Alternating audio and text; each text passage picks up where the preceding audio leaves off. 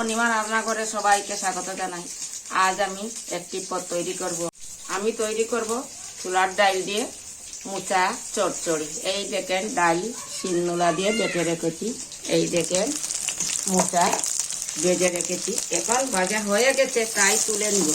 দেখেন মোচা বুঝে সিদ্ধ করতে হয়, এটা বিচি কলা তাই সিদ্ধ করতে হয় না। যদি চাপা কলা হয় তবে সিদ্ধ করতে হয়। আর এখানে চালের গুঁড়ো, নুন, হলুদ আছে। এই মোচাটাকে এইভাবে লাগিয়ে ভেজে নিব। মানে ভিতরের অংশটা? ভিতরের অংশটা শুধু, বাইরের না।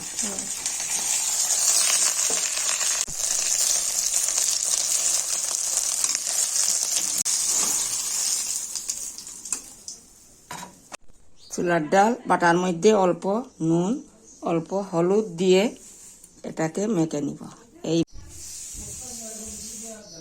ভেজে নিব এইভাবে। এটাকে লাল করে ভাজবো না, কারণ লাল করে ভাজলে মশলা ঝুল ঢুকবে না, শক্ত হয়ে যাবে। তাই নরম নরম তুলে নিব। বড়াটি তুলে নিব।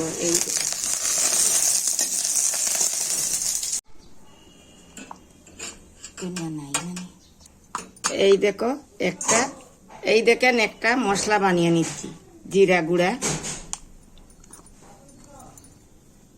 হলুদ গুঁড়া, শুকনা লঙ্কা,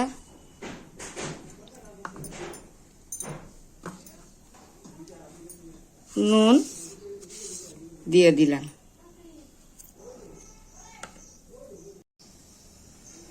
ফোড়নে দিলাম শুকনা লঙ্কা, কালো জিরা আর তেজপাতা। এইভাবে নাড়াচাড়া করে বানানো মশলাটি। এইবার দিয়ে দিলাম টমেটো বাটা। এই দেখেন কতটুকু আছে টমেটো? একটা টমেটো দিয়ে দিচ্ছি। মশলাটাকে ভেজে নিব। তেল মশলা থেকে সরে এসেছে তাই এইবার ঝুলটা দিয়ে দিলাম। এই দেখেন, আপনারা মোচা বেশি হলে এইবার চেরা কাঁচা লঙ্কা দিয়ে দিলাম।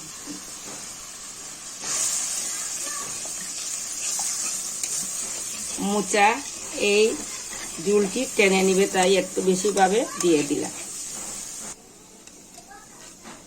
এইবার ডাইলের বড়াটি দিয়ে দিলাম। ঝুল ফুটে গেছে, এইবার মোচাগুলো দিয়ে দিব। এই দেখেন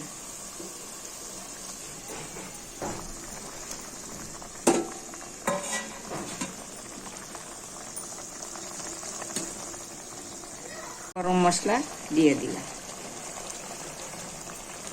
এবার ঘি দিয়ে দিলাম। হয়ে গেছে, নামিয়ে নিব। এইবার নামিয়ে নিব, হয়ে গেছে।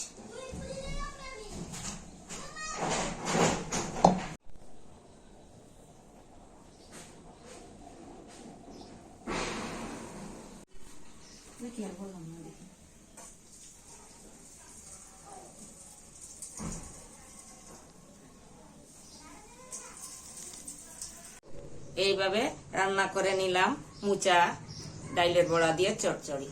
সেটা আমাদের সিলেটি রান্না। সেটা দিয়ে আপনারা গরম রুটিও খেতে পারবেন এবং গোপালকেও দিতে পারবেন প্রসাদের জন্য। সেটা খুবই উত্তম, খুবই ভালো। আপনাদের যদি ভালো লাগে তবে কমেন্ট করে জানাবেন আমাকে। আর আমার পাশে থাকা বেল আইকনটিকে ক্লিক করতে ভুলবেন না কিন্তু।